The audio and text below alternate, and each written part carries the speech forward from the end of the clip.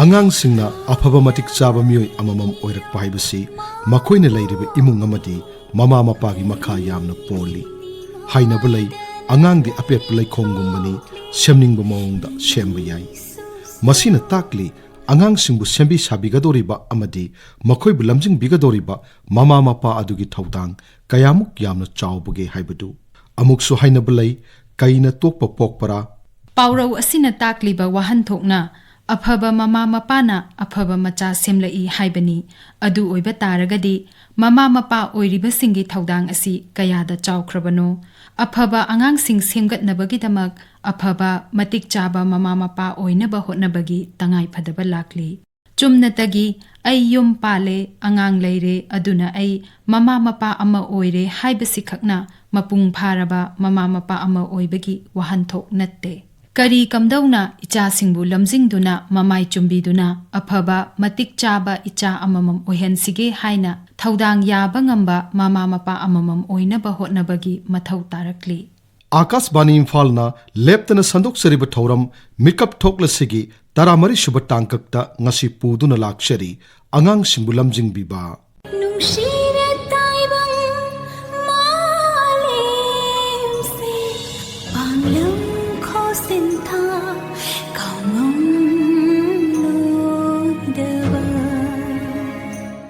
Imung manung amadi mama mapa oibasingna ningthina senabidraba yengsinbidraba angangsingna afaba maru changba khunai yumbi ama oirakpa haibasi tangna thoi yengsinbidraba senabidraba angangsingna ngausinnaba lamhen tuhenba amadi mayai kaba chinjakta laichuraba oiraktuna mayolda tinna chiklaba pambigum soiromduna chanafam khangdana mangkhiba kayasu yaudaba natte adugumba angangsing aduna Kunaida makhal makha kayagi pamdaba thaudok sing thokhallaktuna lamdam amagi chawkhat lamjelda khurau oirai maram asina Kunaida pamdaba thaudok sing thorakpa thingnanaba mama mapa sing amadi angang singbu mahai masing tambiriba oza singda angang singbu ningthijana lamjingbinabagidamak makhoibusu training pibagi tangai phadaba lakli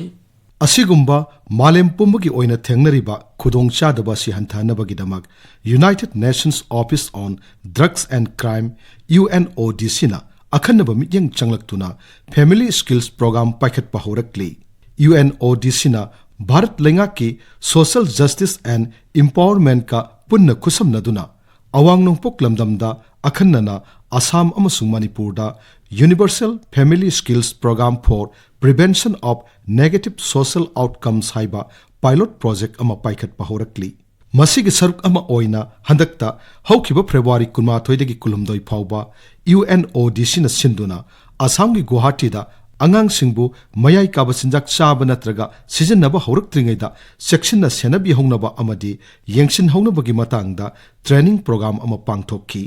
Maduda Manipurdagi Social Welfare amasung Education Department ki mihutching NGO amadi Lanai Rehabilitation Center singi punna myoi taranipa na saruk yaki training program aduda saruk yaruba Directorate of Education Esta Assistant Director oiribi Laisangthem Kamalana asumna phongdorakli School gariba angang singsidasu gyan tahallagadi demand ki side se handara agadi supply automatically lepakpa yabagi condition se urakpadagi aikhoina prevention ngakthoobasina hena phare ngakthoobagi pambaisi kari seasonaraga karamai tawraga tawsige haina khanarakpadagi aikhoina sigi program asi haunabagi pipeline di lejare hayeng mayamnasu taramna program asi haurakpa matamda harau punna stakeholder loinamangna involved ta hauraga tungi yumbirel oidoriba mayam asi kalhobada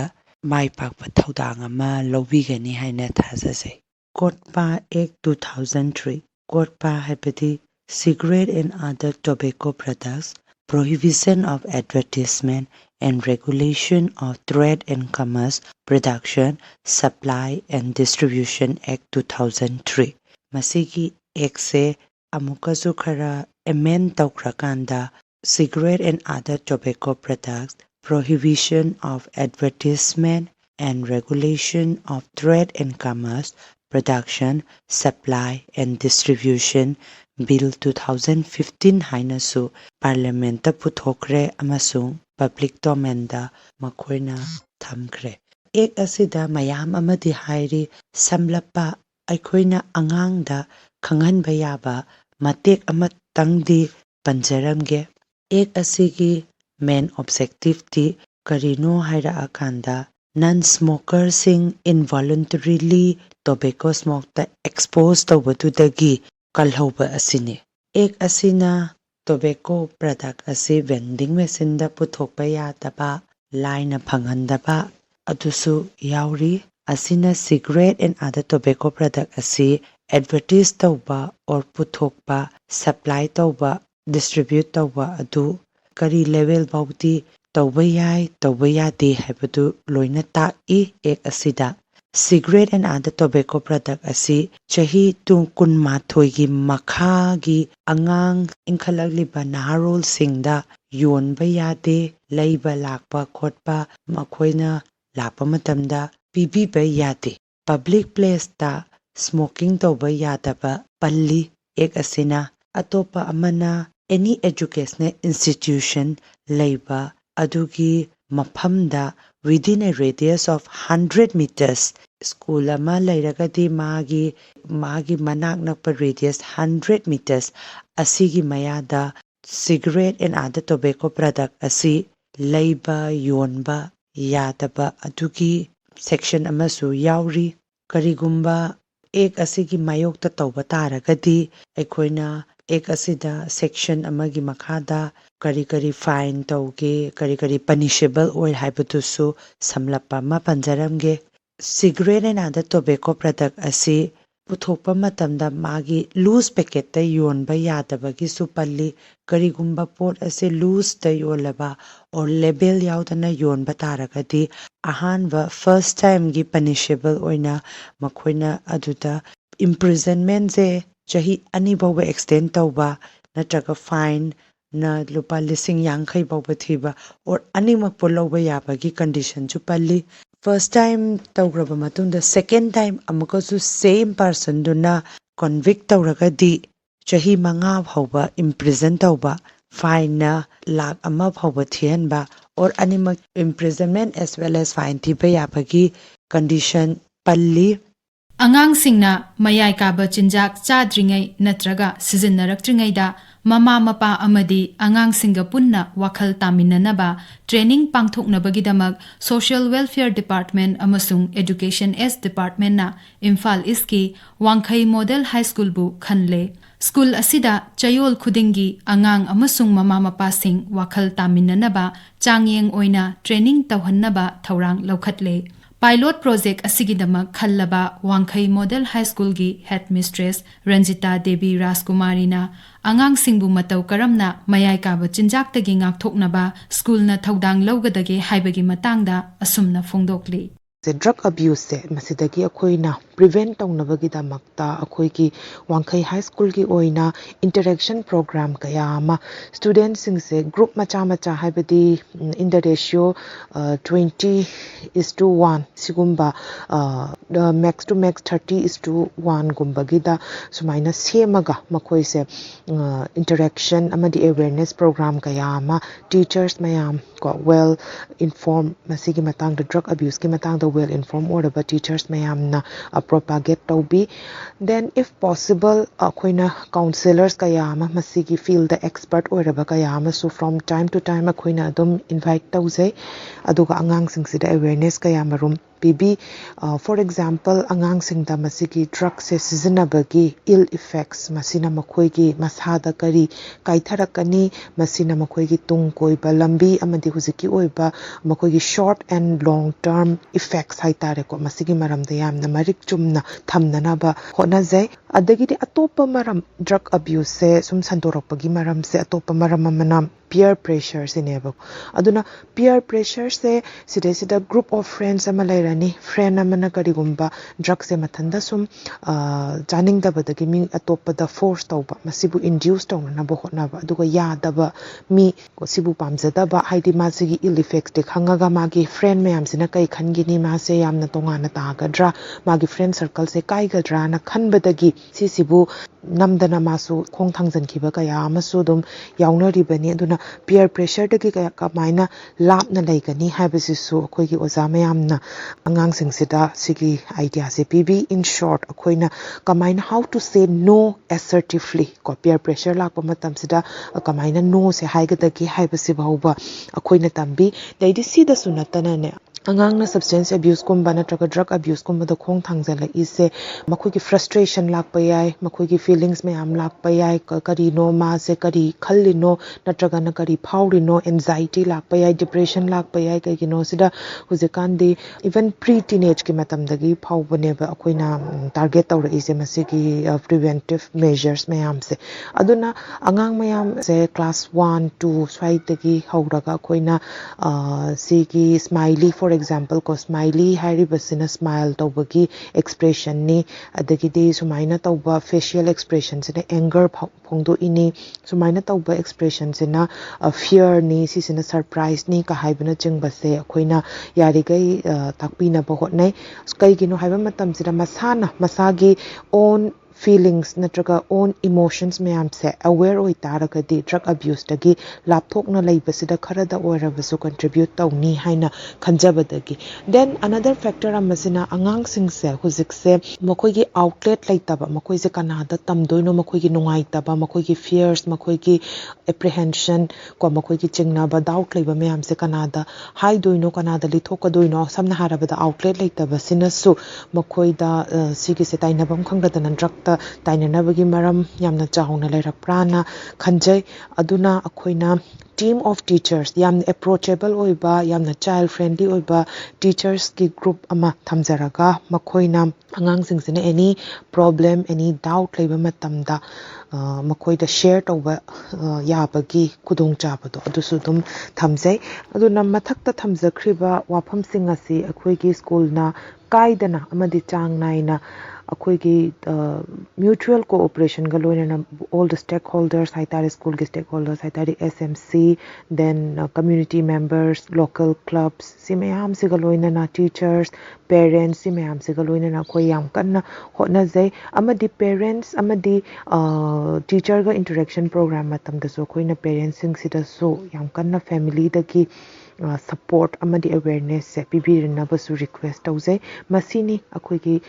school ki maikai dagi substance abuse bu thingnana ba lokotchaba thawdang sing angang singbu mayai kaba sinjak tagi ngakthokna ba honabada mama mapa khak natana imung aduda angang sing aduga ayamba matamda naknana leiminariba makhura mane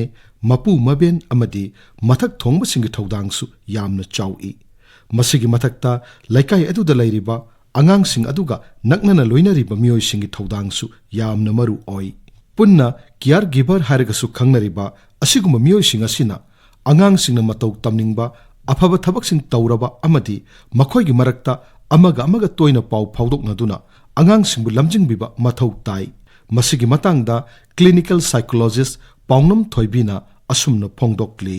family manungda mama mapa ahal laman wari watai sanabada non violent oina positive oina conflict ki matangda conflict habadi imung manungdugi oiba anything moina disagree tawna ba mot linadaba topic kumma ma issue magi matangda phajana puthoga wari sanaba naksanaba soiba lanba open oina aduki matik discuss tawragadi angang da su yam nakna na parenting tawba ki khudong chaba ama phangani na khali ꯃꯗꯨꯅ ꯏꯟ ꯗ ꯂꯣꯡ run ꯑꯉꯥꯡꯒꯤ ꯑꯐꯕ behaviour model ꯇꯧꯕꯗ ꯌꯥꯝꯅ ꯑꯆꯧꯕ ꯊꯧꯗꯥꯡ ꯑꯃ ꯄꯤ꯫ ꯁꯕꯁꯤꯀ꯭ꯋꯦꯟꯠꯂꯤ ꯑꯩꯈꯣꯏꯅ ꯗ꯭ꯔꯒꯀꯨꯝꯕꯒꯤ ꯄ꯭ꯔꯤꯚꯦꯟꯁꯟꯗ ꯁꯤꯒꯨꯝꯕ ꯐꯖꯕ ꯄꯣꯖꯤꯇꯤꯚ ꯑꯣꯏꯕ ꯔꯤꯂꯦꯁꯟꯁꯤꯞꯁꯤꯅ ꯌꯥꯝꯅ ꯃꯇꯦꯡ ꯄꯥꯡꯉꯤ ꯄ꯭ꯔꯤꯚꯦꯟꯁꯟꯗ꯫ ꯐꯦꯃꯤꯂꯤꯁꯤꯗ ꯆꯔꯥꯡꯅꯕ ꯃꯣꯠ ꯇꯤꯟꯅꯗꯕ, ꯃꯃꯥ ꯃꯄꯥꯒꯤ ꯃꯔꯛꯇ ꯑꯩꯈꯣꯏꯒꯤ ꯅꯤꯁꯥ ꯀꯥ ꯍꯦꯟꯅ ꯁꯤꯖꯤꯟꯅꯕ, ꯑꯕ꯭ꯌꯨꯁ ꯇꯧꯕ, ꯌꯥꯝꯅ ꯗꯤꯄꯦꯟꯗꯦꯟꯠ ꯑꯣꯏꯔꯒ ꯑꯉꯥꯡꯗ ꯅꯦꯒꯦꯇꯤꯚ ꯑꯣꯏꯕ ꯌꯥꯕ ꯆꯩꯊꯦꯡ ꯄꯤꯔꯒꯗꯤ ꯑꯉꯥꯡꯗ ꯏꯟ ꯗ ꯂꯣꯡ ꯔꯟ ꯃꯥꯒꯤ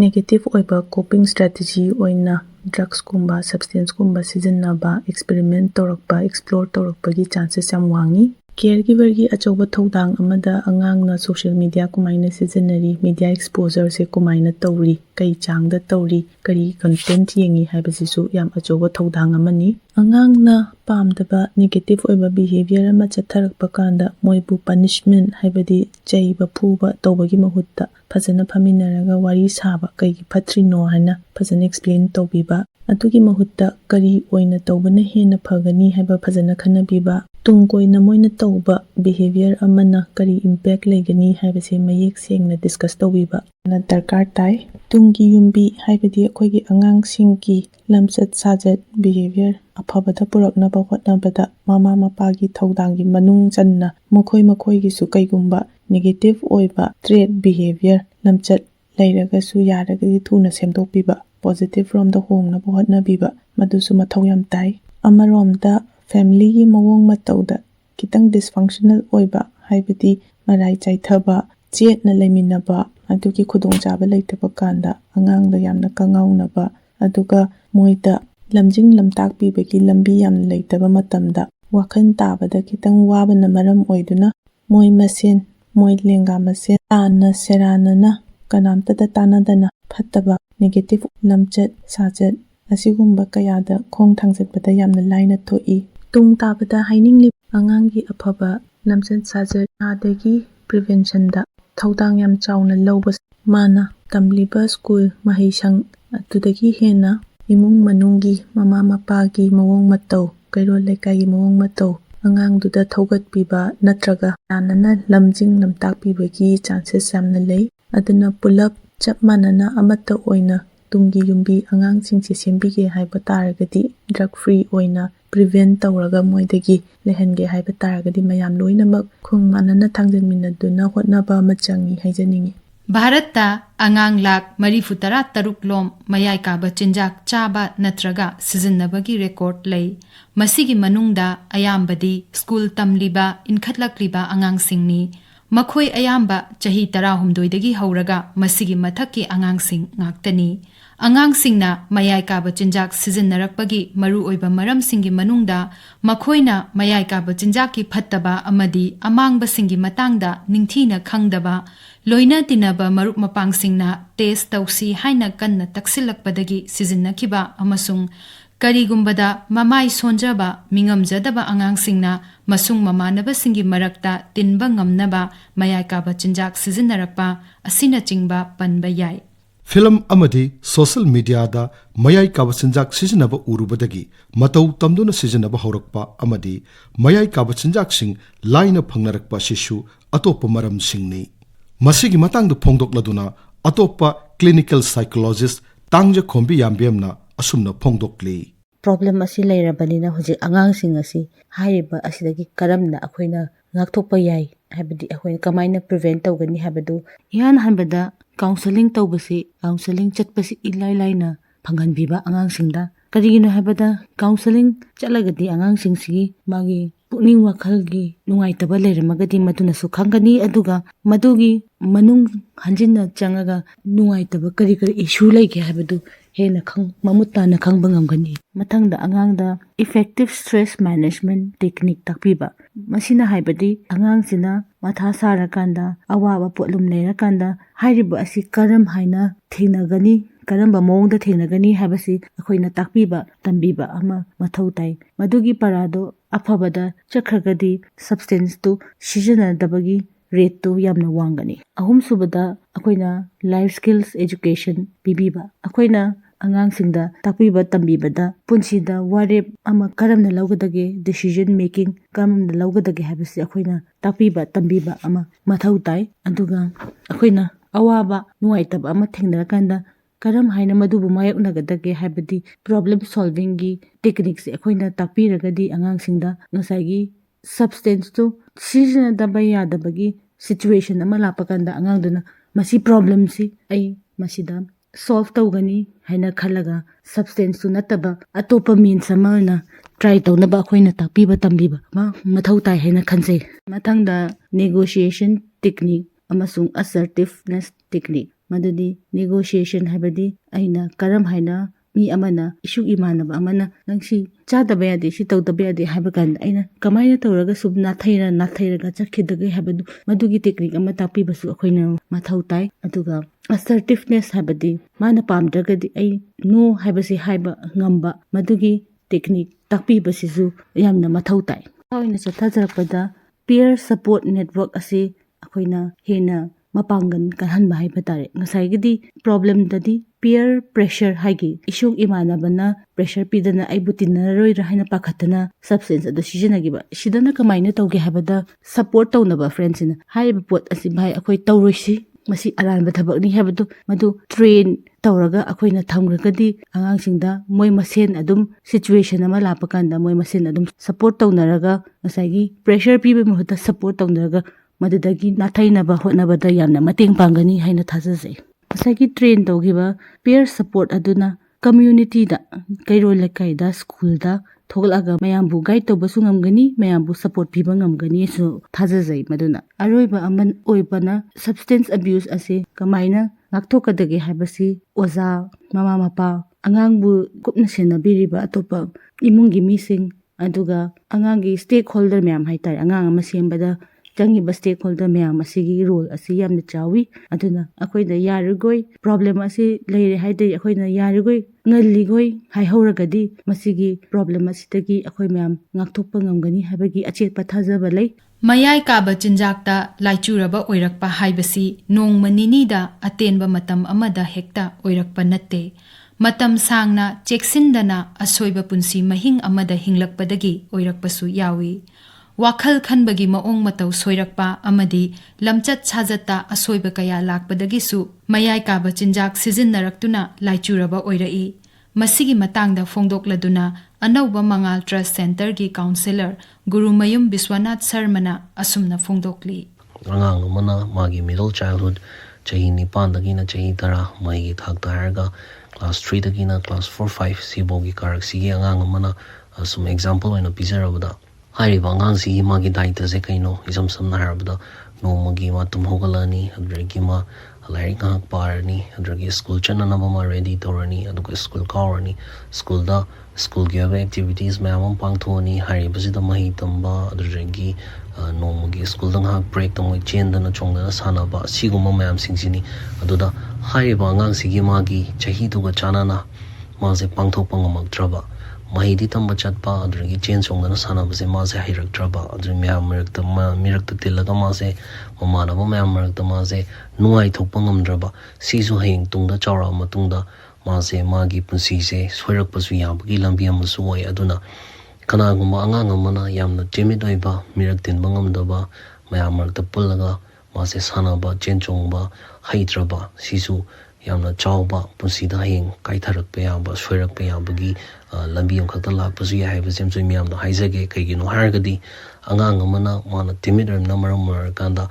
punsi lambi da sum la kanda magi aninga pamba kaigoma ma hainingba phongdoningba ngamaktra kandadi matamgi matungina miyoiba kobunina magi phongdoningpa matam lakpa matumda pamba yama thiraga maunda ahenba power ma hapna bu wakhalon lakpa mana hainingiba pot imungda kaigoma phongdoningmani khangde manabada kaigoma phongdoningmani khangde natraga kaigoma jaga amda kaigoma phongdoningmani khangde hairiba mayam singse ngamakna bu honarakpa matamda ahen mani sa season naraga magi pungning wakhal se hena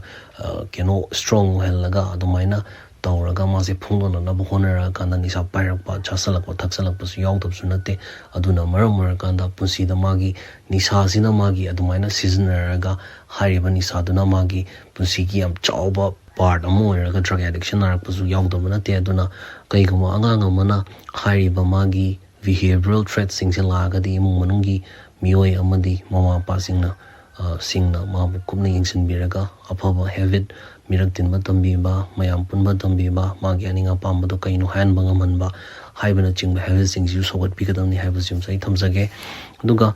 sina piklingai matamda angang amagi mong mato haitare magi soirakpa yabagi makha tarak paina sum aina haijarabada ningai yam kanba magi aninga pamba phangdaba yadabagi wakhalon ama leiba hek magi hek aninga pamba hek phangdrakanda imungi mine haiba sakpa amta hek indaba mai to hargasu to yadaba tuition to hargasu to yadaba aigi adu leidragadi toroi noina adu to bidragadi school karoi hamna jingbasing singuma ningai na jingbasing toragadi hariba mayam singa sisu monda heng tungda sum sagonaraga hariba singjaman hainabi amoina pura chakrakandadi habit amoy karkandadi matamgi matungina magi demands mayam amalakpa hariba demands singse fulfill torokrakanda imung manungna piba ngamakrakanda imung manunggi against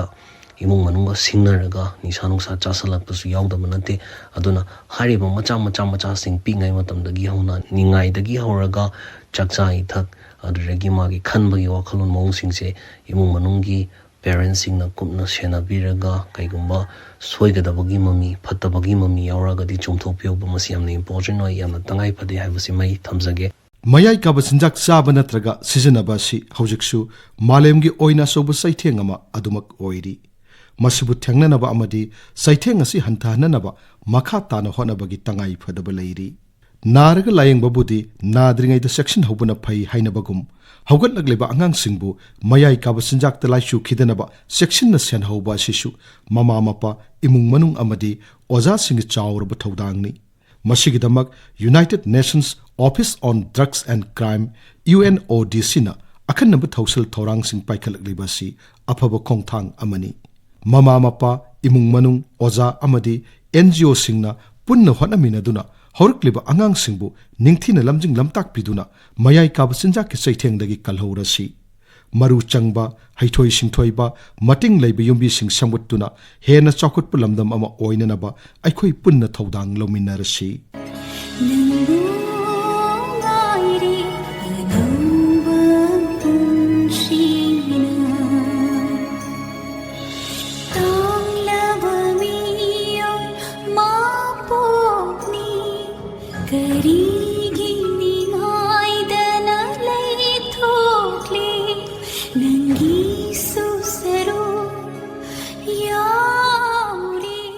matang asida Akashvani Imphal leptana sandokchariba thauram Mitkap Thoklasi gi Anangsingbu Lamjingbiba loizare thauram asigi ayiba Ngangom Kiran thauram puthokpa Thokchom Jogendrajit thauram lanthokchariba sing Okram Umadini amasung Ngangom Kiran